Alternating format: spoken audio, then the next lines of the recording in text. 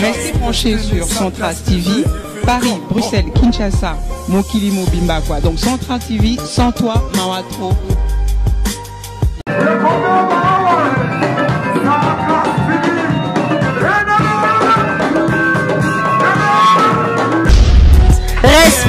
Restez toujours connectés sur 3xW Centras TV, 3xW Centras TV, 3xW CentrasTV.com. Merci, au revoir.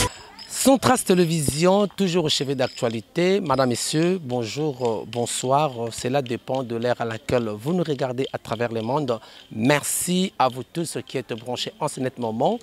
Abonnez-vous massivement, partagez cette vidéo et vous salam madame mingi parce que tolobelaka maimatali actualité ya République démocratique du Congo awana Afrique centrale sikawapi makama kolekebele boyebi que 2023 est se pointer à l'horizon. Ndeko Félix Etienne Tshisekedi, excusez-moi, Félix Antoine Tshisekedi Tshilombo Fachi, récemment, c'est là qui interview à Kumisaki Ndeko Kamere au Azaïna prison. Alors, que Kamere c'est un homme sérieux, correct. PIP joue un grand rôle dans le cannabis.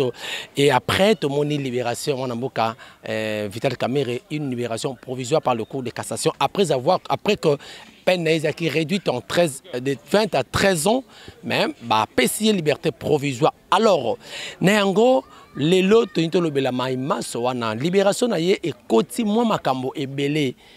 Moi, d'autre part, à cause de la liberté, il de pèse et d'une part plutôt, et d'autre part, non, famille politique, il faut libérer vraiment totalement et ça là madame Omingi Néango toujours liste de ces informations zali.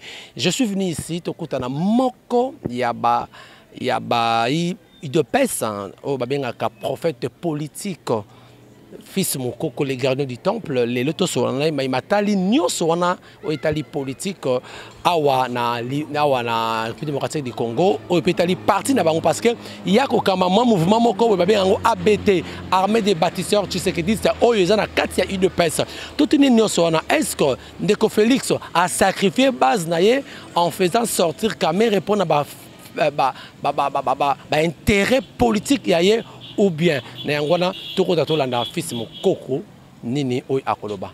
Merci Tolanda.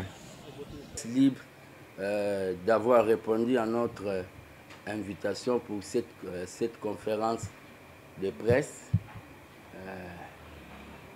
Comme d'habitude, toujours reconnaître soutien à Bino au besoin apporté à moi, un jeune leader, gardien du temple de la démocratie, l'élève du Sphinx, Tshisekedi du Nouveau Testament, Seigneur de la Rie, comme les gens aiment m'appeler. Aujourd'hui, Togolobela, actualité du moment, quelques points d'actualité du moment. Comment souhaiter, au lieu de ça, Moussala Nabino qui journalisme, mais tout le baka, quand il y a des choses à dire, c'est ça un leader politique. Notre père inspirateur Tshisekedi, le père, dans une année, lui parlait au moins 2 fois. Donc, il y a parmi d'exemples, malgré qu'il n'a pas quitté, toujours ça l'effort, au moins 2 fois quand il parle, il donne la précision et l'orientation politique. D'abord, on a remercié l'armée des bâtisseurs tshisekedistes, ABT, association au sein de l'Union pour la démocratie et le progrès social UDPS. Donc, vous remercie d'avoir répondu à notre invitation. Tout ça, on a quelques points où Togolobela Lelo, mais avant tout, je tiens à remercier Naba, député révolutionnaire, où il a renversé qui majorité de Kingakati, majorité de l'autorité morale de Kingakati. Donc là, je vois député révolutionnaire avec tête d'affiche Jean-Marc Kabound, le président Jean-Marc Kabound, où renversa qui bango pour le lotozoa la majorité de l'union sacrée. Donc, na remercier bango, na jeter bango ba flair pour na courage politique oyo bango bazwaki, courage politique oyo ezali donc au Jimmy Cartel aloba, le courage politique est un don de Dieu. Le courage politique est un don de Dieu. Na remercier bango. À titre de rappel, dans ma dernière conférence de presse où na salaki, na lobaki que l'armée des bâtisseurs tisseredistes avec tous les Congolais au bazo considérer que ce qui est sur notre sous-sol nous appartient. Donc organiser manifestation, il y a dénonciation, il y a mafia, il y a fraude dans le secteur à mine. Tout le monde organiser manifestation à dénonciation, oyo elinga ki banda na ministère ya mine ti esuka na inspection générale ya finance. Mais j'avais eu un peu de malaise de santé. C'est pour cela la manifestation en question n'avait pas eu lieu. Je tiens à informer à l'opinion que la manifestation aura bel et bien lieu dans un avenir proche. Donc, tellement que nous avons sali grâce, nous avons se rétablir. Donc, la manifestation aura bel et bien lieu. Mais cette fois-ci, la manifestation est kozala pena au babengi motif ya kosenga démission et destitution ya Madame Fifi Masuka parce que selon ba rapport oyo tozui il y a au babengi vente illicite ya uranium na niveau ya Lualaba. Uranium et la matière oyo, ça crée des fois des problèmes dans des pays. Fatih a fait beaucoup d'efforts. Il y a côté de sa diplomatie nabiso, tokondimate batumoko, ça crée des problèmes avec les occidentaux, surtout quand c'est vendu de manière camouflée. Il y a eu vente d'uranium au niveau de Lualaba de manière camouflée. C'est-à-dire, ça peut nous créer des problèmes au niveau de la diplomatie nabiso. Au moment où le président est innocent, mais la gérante de la province fait des manœuvres avec le lieutenant Naé pour s'enrichir de manière illicite. Banquette, il fait ça la malade aussi. La marche sera pour demander sa démission, demander au gouvernement de déclasser Madame Fifi Masuka. Ça ne sera plus une marche de dénonciation. Parce que trop c'est trop, na mafia au Yozosama na niveau là-bas. Parenthèse, wana. En rapport avec l'actualité du moment, procès Chebea. Procès Chebea, les gardiens du temple de la démocratie. D'abord, je rends hommage na Obabengi, un héros de droits de l'homme chez Béa, où Boma qui est pour la moussala ya peuple, comme j'ai souvent l'habitude de le dire, quand on vous tue pour une cause juste, sachez très bien que même ceux qui procèdent salami le loté et que salama même pendant ma petit-fils nayo. Donc c'est ça ce que je peux dire aux gens. Les procès et bimisi que M. Kabila est parmi les responsables de l'assassinat de Chebea. C'est pour cela nous demandons, je demande au nom de tous les Congolais, au respect de la vie, parce que la vie est sacrée, je demande à tous, au nom de tous les Congolais, de lever les immunités de M. Kabila comme sénateur, de lever les immunités naé comme sénateur. C'est-à-dire, de lever les immunités de M. Kabila comme sénateur pour kozala juger dans l'instance il y a justice. Batumsu bagomona impossible, mais dans la vie, l'impossible n'existe pas. Nul n'est au-dessus de la loi si on est vraiment dans un état de droit. Nul n'est au-dessus de la loi. Va lever les immunités. C'est un citoyen comme tous les autres citoyens.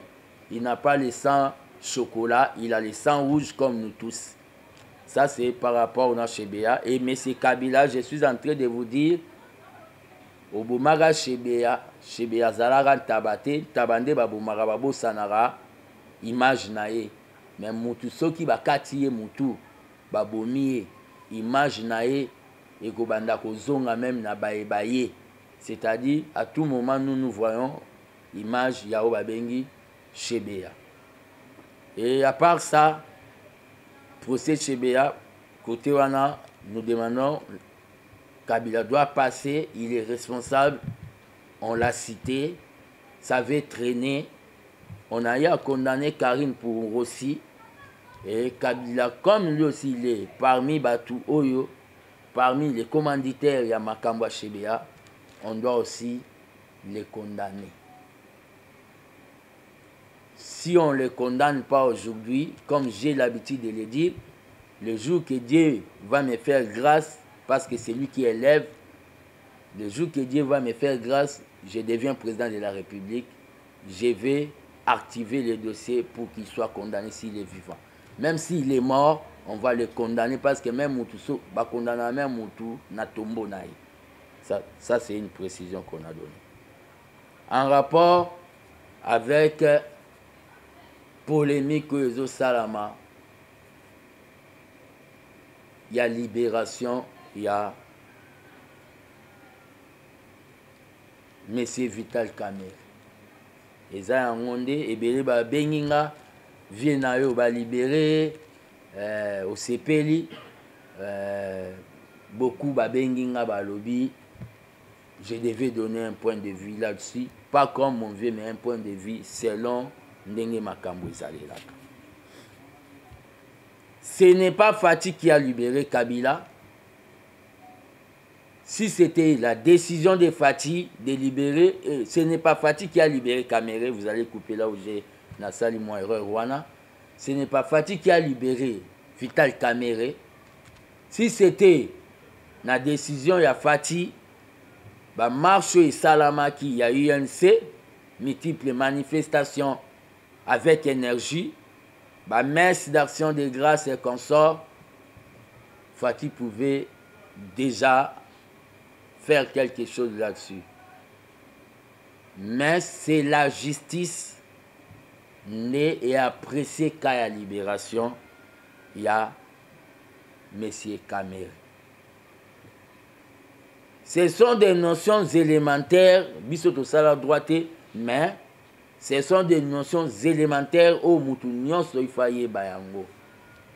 Tout ça, babengi principe, il y a pouvoir partagé. Il y a le pouvoir exécutif au bisoto Simbana Fati. Il y a le pouvoir judiciaire, il y a Banzouzi, Batouabatoge, la cour. Il y a maître Dori et consorts. Il y a les pouvoirs législatifs. Il y a député, Denis Kambaï, Jean-Marc Kabound, député. Il y a les pouvoirs au Babengi. La presse aussi demande d'être quatrième pouvoir. Nous vivons dans le principe, il y a séparation des pouvoirs. Ne venez pas transformer à cause de nos émotions Fati en dictateur. Ne venez pas pousser Fati à faire l'ingérence à ce qui est le pouvoir judiciaire. Quand Fati deviendra dictateur, ka bino nde bo fongola bambanga na bino po boya bolo bali susu kaka biso nde to fongola bambanga soto lo babota la komi dictateur aloba ikaza démocrate. Dans le problème qu'il y a ezosenga ete toyeba principe ya séparation ya pouvoir wana. Principe ya séparation ya pouvoir, Cour de cassation moko ya ba instance, parce que nous devons expliquer na ba bengi langage facile. Cour constitutionnelle ezali nini, Cour de cassation, et apprécier dossier à M. Kamer bapesi liberté provisoire. Par rapport na makambo yo basolisie ndenge basololi na ndenge ye assuré bango bapesi liberté provisoire. C'est pas parce que yo ina Kamere nde oya oloba lobi oloba ki eza acharnement lelo okomo oloba ki l'IDPS vient de tuer l'état des droits. C'est contradictoire. Par rapport à l'état de santé nae Cour de cassation, il y a Bissoni Nakatuan.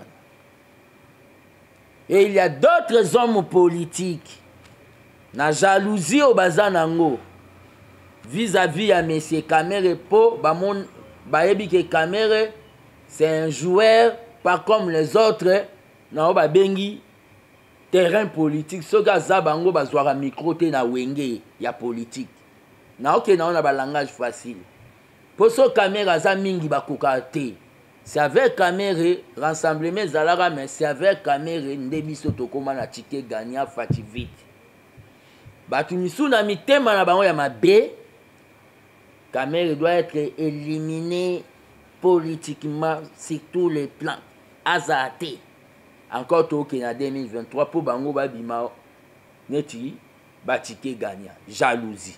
Ndenge pe yango tout monde na IDPS batunisu balinga te fils mukoko azonga okota na permanence po songa na telemi wana Jama Kabunda abandomo na bango souste ba sepelande na zala libanda permanence. C'est la jalousie. Vous devez, il faut bien comprendre. Mais Kamere est sorti, on est sur le plan juridique. To zakunate tika be émotion na yo soro ina mutu ozwa o memango na kati ya opinion que l'IDPS a tué l'état des droits.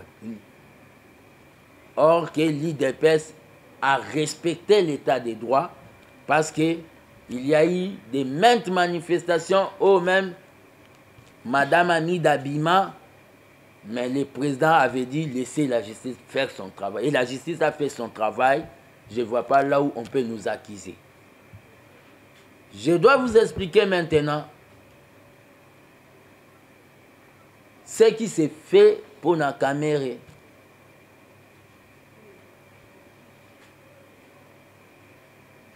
Et ça l'a mappé en Afrique du Sud. Bon, mon Zuma Kota Kacho. Zuma Koti Kacho, mais quelques jours, Zuma Bimi na Kacho. Dans la vie, c'est à accepter ou à rejeter. Dans la vie, il y a des réalités. Il y a d'autres leaders politiques, comme Onetio Babengi, chef coutumier. C'est-à-dire, comme Onetio Babengi, chef, il y a un dialecte, donc il y a un chef, il y a un contrat na bango. Tozi bakanet, il y a un mwandansen. Asa la mabe, asa amabe, te sozi otie na kacho lelo. Et vous allez le pas se expliquer dans le Congo mo kasala ki mabe. Et zakanet il y a Vital Kamere. Et ils n'ont pas su expliquer dans un Moussoaïli que Kamere Salaki Mabe. Tozui Kanet ya Moïse Katumbi Chapo. Pour expliquer à un Katangé vraiment que Katumbi Salaki Mabe. Ils n'ont pas su. De même pour Jean-Pierre Mbemba. Ils ont battu sur l'Équateur malgré la CPI et consort. Pour na Mbemba zaka baimoto. Ndemo pena babati. So ke bakota ba est pour expliquer batumisu makambu na ye. On doit tenir aussi compte de ça pour la stabilité ya obabengi ya mboka. Ça c'est sur le plan sociologique.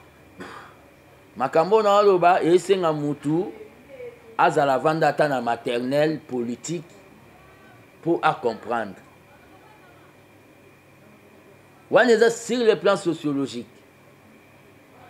Donc la libération de la Caméré, sur le plan juridique, n'a expliqué mais sur le plan sociologique, il y a stabilité. Vous voulez qu'il y ait aussi la paix à l'Est. Caméré a un don, s'il part, ça peut amener quelque chose dans la pacification. Il y a Est. Il a un don, le don là, il a le don là. On doit se le dire.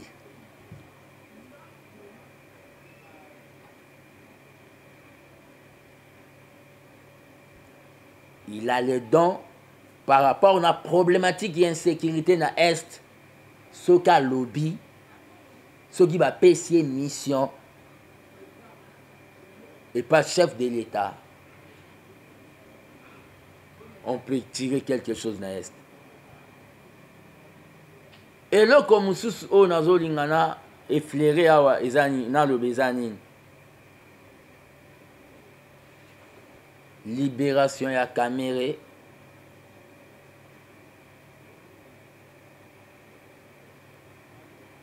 Et qu'on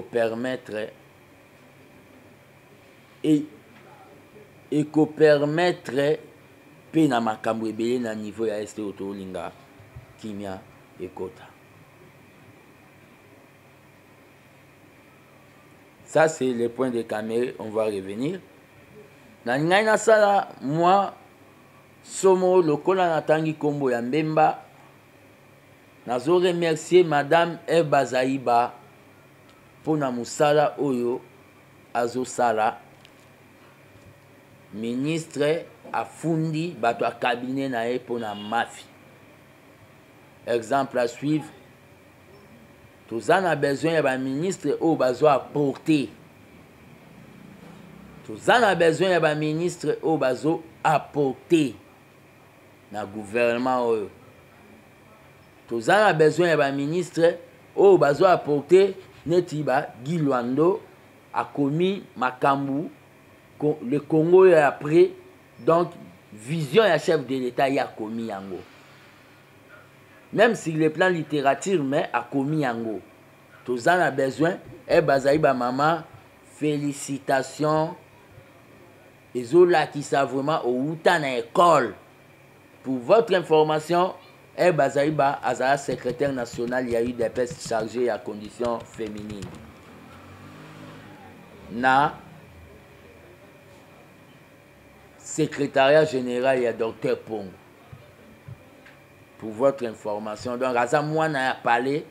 Aza, donc, parmi ma maman oyo, ma fille, il y a les Sphinx. Il y a un de beaux mots na tempo nae, malgré Aza na MLC, et za moi na liro ya biso. Ndenge mona ba madame Antoinette, Yamine, OP, azo travailler, ozo senti accélération et travail, c'est vraiment de l'UDPS.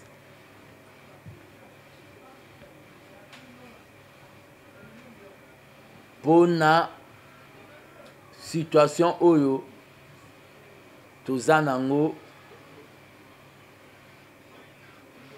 je tiens à dire à tous les combattants, oyo l'aime sous baza animé na émotion. Je tiens à dire à tous les combattants au baza animé na émotion, ba libérer Caméré. Quelques combattants au baza manipulé. Quelques combattants au l'aime sous bazo comprendre que dans la vie, il ne faut jamais oublier les bienfaits. Dans la vie, il ne faut jamais oublier les bienfaits.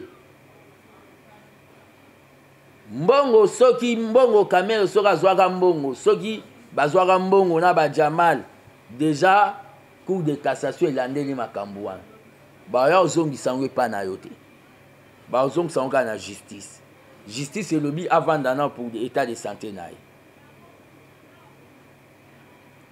boye ba pe état de santé na ndenge komaki wana lelo akufi na kasho yeba ke makilane ko lata biso lokola ya Lumumba lataka Tshombe. Il y a d'autres personnes so ba comme na ba dimension mo boneti fils mukoko soki lelo bo kabila banga obomanga po ayebi ke soka bomanga omoni mo a rosi ndenge lata ba na kingo lelo kamere to supposé que ba alali na tongo et ba radio quoi monsieur Vital Kamerhe, ancien directeur du chef de l'État, venait de mourir. Ata Fatia Longwe Bukonzi nga na koti Bukonzi e bandolanda ka abiso omoni bazwa Bukonzi batia Kamerhe na kaswa banda obela banini Kamerhe akufara na kaswa. Situation ya Moïse toke na histoire, situation ya Lumumba na Moïse Tshombe ti lelo batu baloba ke eza Tshombe nde a occasionnant Abouma Lumumba. Nous on ne veut pas ça. C'est-à-dire tokendaki déjà na Israël toboyi mabe, c'est-à-dire mutu na mutu akofuta masumu na ye vis-à-vis ya peuple. Wana na nina lobango. Mais pour na batu oyo lem su des agitateurs.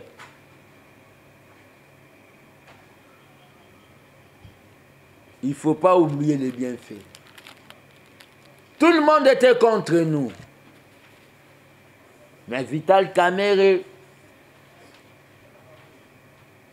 nous a suivis à Nairobi pour tout ça la cache, pour tout comme à la pouvoir. On ne doit pas oublier ça.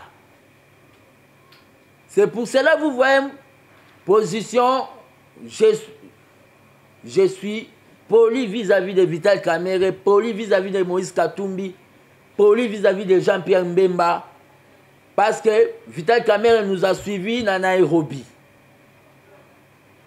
Jean-Pierre Mbemba, Vital Kamerhe nous a suivis à Nairobi pour tout comme à la pouvoir.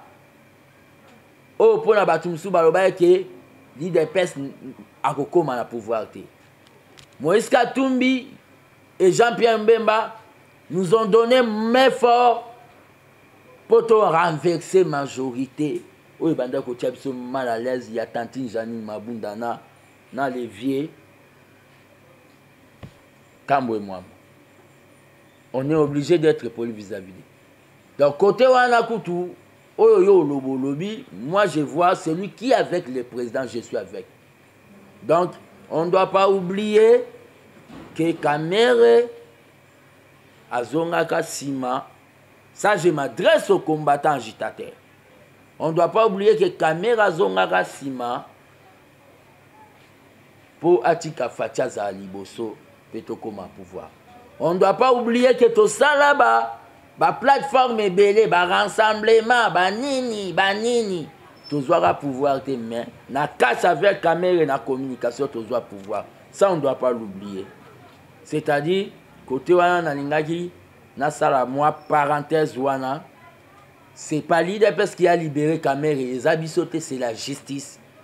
Bolingaki état de droit eza babengi principe il y a séparation des pouvoirs. C'est le pouvoir judiciaire de libérer cour de cassation. Ndenge basolo linae vit son état de santé pour nous épargner aussi l'IDPS d'être au Abengi impliqué peut-être s'il tombait to akufagi na kati ya prison. C'est la compréhension libre au non senganaba. Pour clore allocution nanga, l'armée de Baptiste Tshisekedi ouvre sa porte na ba nouveaux membres. Que ce soit ici na Congo, c'est-à-dire à Kinshasa, dans le Congo profond, dans la province, puis na extérieur. Pour toujours relancer au biso to bengaka ba messe patriotique na biso, c'est-à-dire ba matinée politique na biso bientôt. Armée de Baptiste Tshisekedi tous un mouvement oyo eza na kati ya IDPS mais pas mouvement ya jalelo, mouvement oyo bureau d'études ya président, mouvement oyo ko sa président qui ça ne va pas. En rapport avec le social, les gardiens du temple de la démocratie ont lancé déjà une mise en garde dans le ministre de l'économie. Ceux qui peuplent la liété, bio dina ba poulet, babiloko to lobaki, ceux qui peuplent la liété n'a pas fait au ministre, il faut démissionner. Les ministres de l'économie de notre gouvernement de Warriors, ceux qui peuplent à liété, les ministres étaient obligés de démissionner. J'ai dit et je vous remercie. J'attends. Malobo baloba makiana tout simplement ngana osenga bango basala ba bengi maturité quoi. Papa Mbosso a se comporté comme papa. Vous comprenez? A se comporté comme papa. Azalato ba bengi mira eko so bagangi ah ya zonsia. Denis Sesanga malgré prise de position na eto na o ba bengi démocratie azal émotionné te na prise de position na e. Aye ba ke to zalaki ensemble des fois azana moi ba bengi moi ba réserve peut-être na ba propos misusu akoki ko ala ko lubana kata hémicycle français français langue Voltaire la kisi nango mayele été paix sagesse à côté de sa sagesse na ba français na yana ebela lobaka. Voilà, merci fils Mokoko. En fait na speech na yo lobeli moi ba point lobeli Chebeya lobeli également VK na social. Mais ngai nalingaki na lobaboye na tuno na trois petites questions et retour na yo. Olobi basengi Kabila yozo sengake ba instance eza approprié ba longola immunité ya Kabila pour ba kangaye parce que son a été cité lors de la procès récemment Oyo. Mais vous oubliez une chose, l'histoire récente ils ont rassuré bisoté na justice Oyo parce que na procès 100 jours tout le monde a que le nom à président a été cité plus de 80 fois si je ne me trompe pas. Mais la suite ils a jamais non mais qu'on va attendre le président parce qu'il peut être entendu aussi. Mais du moins tout le monde est en gros. Tout le monde est la première question nanga au peut s'engager en gros. Et puis deuxième question nanga ils allaient au lobby que Vital ce n'est pas Félix né à libérer Vital Kamere ils a justice les lobes au PC justice wana ils a un peu digne parce que tout le monde a bail misusu il y a eu de pèse ba tumbi ba pneu. Parce qu'ils sont mécontents. Ils sont mécontents. Mais apparemment, c'est comme si, à tout le bien, mais comment on m'a prouvé comme qui m'a prouvé quand tout le monde a eu un gros. Pour ma voice, les gars, au boyard, on va réserver à Tricara, une voice, na Daniel Massaro. Mais du moins, aux locaux, que diriez-vous, na ba Oyo, Oyo Bako, tout m'a puni, babike, Fati a trahir Bango. Parce que fallait VK jamais quoi qu'au bima. Et puis troisième question Zali, on lobby bien élection au Congo et ça c'est géopolitique, on parlait de la sociologie, oui, c'est géopolitique parce que ils ont 4 points. Félix n'a pas sacrifié la base pour notre intérêt, pour se maintenir dans le pouvoir parce que Vital a pesaraboye parce que le bien au pays, Bemba zaboye, Katumba zaboye. Donc il faut na saper na le bas pour construire la incompétente pour que Maniema peut-être n'a profité na moi au raya il y a ndeko matata mpogno. Donc ce n'est pas qu'il a sacrifié base pour l'intérêt parce qu'en politique tout est possible. Merci. Comme Batouba s'attendra même na procès à 100 jours que Vital Kamere tanga kombo ya mokonzi mboka atikala otanga ngote bat banda s'attendre na. Na ebi place au batanga kombo mokonzi mboka. Sous l'impulsion du chef de l'État. Sous l'impulsion. Déjà il accusait indirectement. Non, vous avez dit, vous avez cité les nombres. C'est ce qui est contradictoire, Nao, sous l'impulsion. Les 100 jours, c'était sous l'impulsion, mais il y a des gens, oh, Bagafagi Nango. Cela n'implique pas le chef de l'État. Les gens attendaient que Vital Kamere, n'abesprit Mabe Nabango, attanga Kombo ya Mokonzamboka. Je dois vous dire quelque chose. Côté Mozolo Bake, les combattants IDPS, c'est une minorité de gens qui ont manifesté. Cette minorité, comme on a appelé un drapeau IDPS, mais commandité par Obabengi FCC. Tout le monde a un peu. Le camp Kabila de Kingakati n'aime pas voir Vital Kamerhe Pembe le président de la République. Ils peuvent aussi commanditer des gens là-bas manifester pourquoi il est libéré. Maintenant, on répond de grand à principe à la démocratie. La démocratie, c'est la loi de la majorité, protection de la minorité. Ils ont le droit de manifester. Mais ce n'est pas le président de la République, c'est la justice. Question, volée à question, M. Zanini. Il n'a pas sacrifié la base. Il n'a pas sacrifié la base. La base, c'est quoi? La base, c'est quoi? Il n'a pas sacrifié la base. Sans Kamerhe, le président de la République, il est moi qui est c'est bon, Monakio et Salamaki. Sans Kamerhe, Kamerhe en prison. Mais j'ai fait voir aux gens que, dans la réalité politique, il y a des leaders, il y a des contrées. Oyo, même si basali mabe na bango ya la difficile à expliquer ou à avaler et pas bateau baza ya ba contré na bango ndé na Brazzaville baloba batandinga na bango. C'est une réalité. So moni mutune zuma koti na kaso po na ba femo bu ba bimisie na kaso parce que il est politicien aussi chef coutumier. Ils ont senti que l'Afrique d'ici pouvait devenir instable. Wane alaki parentel na sali. Eza matière mobo, eza matière mobo, faut na ba bébé politique té. Côté on est na répondre. Oyo mona ba manifestation, je vous dis, vous pouvez voir des gens avec des t-shirts de l'UDPS manifester contre décision Mouezouami, injurier Fatih a trahi. Ne dis pas que ces gens-là engagent les partis. Hein. La machine de Kingakati peut imprimer aussi des t-shirts de l'IDPS, envoyer les gens dans la rue manifester. Mais César, je peux vous répondre. Merci, mon amour, fils Mokoko.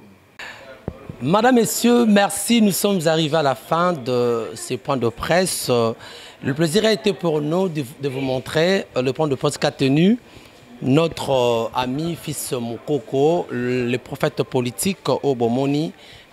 Il a parlé de tout, hein, de l'actualité, à l'obéli Makamboya Vital Kamerhe, à l'obéli Makamboya procès Chebe, à l'obéli Makamboya social. Les propos tenus n'engagent que son auteur, Mitunezaki Abisso, Miyanezaki a Ndeko fils Mokoko, na armée des bâtisseurs Tshisekedistes. Il a tout expliqué, nous n'avons plus de commentaires à faire. Merci, continuez à vous abonner massivement. Très massivement, merci Maman Chantal Yabo, merci Namposé. Également Maman Angela Williams, vraiment. Et vous qui me regardez, abonnez-vous massivement. Kobo Sanate, cloche de notification pour ne rien rater na nouveauté Awa na chaîne Nabino. Alors, ceux qui nous ont besoin de Nabino, prochainement pour un autre numéro. Ciao.